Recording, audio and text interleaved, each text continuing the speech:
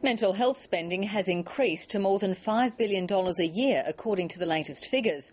But mental health experts say it's not enough and only takes up a fraction of the $100 billion being spent on healthcare overall. They say whoever forms the next federal government needs to double the amount spent on mental health. It's young people like 27-year-old Carly Munn that experts say are being let down by poor mental health funding. She suffered bipolar disorder since she was a teenager, but was only diagnosed last year. If I had breast cancer, I would have received services quick smart. And unfortunately, myself and other people fall through the gaps. Her story is not an isolated case.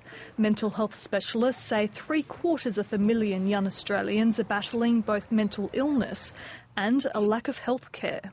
Younger Australians are not getting the early intervention services, the first up services they really need. So only 13% of young men with a problem and 31% of young women get any care.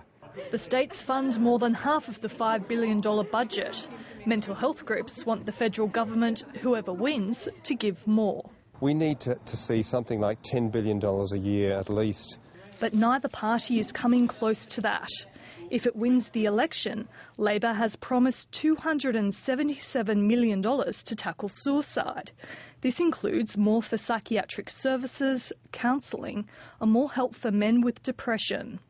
The Coalition has promised $1.5 billion to be spent on early intervention, more mental health beds and youth centres. If Julia Gillard is serious, she'll commit the new money now to match at least the Coalition. He says they need more money to develop early intervention programs that can be life-changing. These services save lives, Kids are dying, they're killing themselves because there aren't effective services. Carly Munn just hopes the politicians are listening.